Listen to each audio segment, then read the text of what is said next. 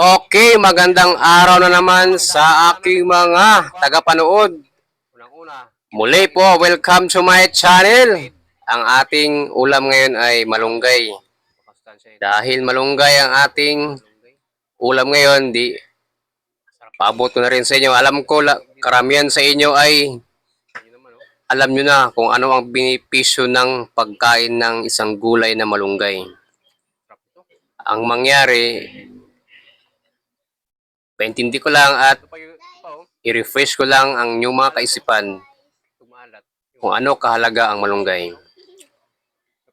Ang malunggay o moringa ay isang tall plant na umaabot ng taas sa 9 na metro. Ito ay mayroong mga tiyak na dahon, maliit, manipis at pabilog. Ang tangkay nito ay may lalarawan bilang gami dahil sa pagiging natural at ang ugat nito ay kalasa ng horseradish.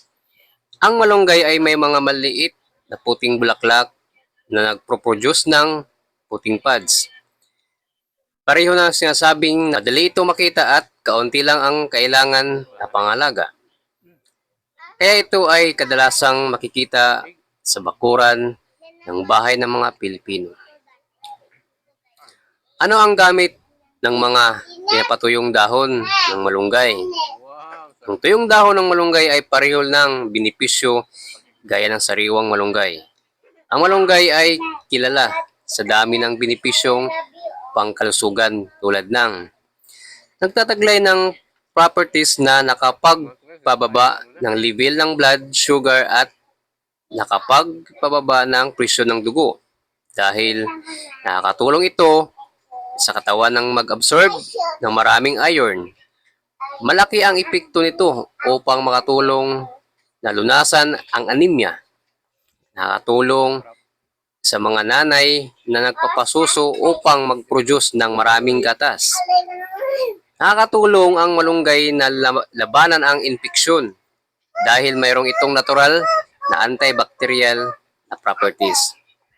Ang malunggay ay mahusay sa pinagmumulan ng phosphorus at calcium. Kaya't nakakatulong ito patibayin ang mga buto. Mahusay ito sa pagsulong ng mga pangkalahatang kalusugan dahil ay mayaman sa antioxidant. Ang benepisyong pangkalusugan ng tuyong dahon ng malunggay ay pareho ng benepisyo na makukuha sa mga sariwang dahon at pads. Ulitin ko po. Sa kahit na anong piliin nyo upang ihanda ang mga ito, ang nilalaman ng nutrisyon ng gamot ng malunggay ay hindi nababawasan. At yun lang po, sana po ay inyong na gustuhan ng aking konting kwento tungkol sa pagkain ng malunggay. At kung ito ay inyong nagustuhan, huwag niyo pong kalimutan ibahagi sa iba. At bilang tulong niyo rin po sa akin. Thank you po. Ingat and God bless. Don't forget po, follow and share para sunod natin ng mga video o kwento ay updated po kayo lagi sa aking channel. Muli po, thank you and ingat.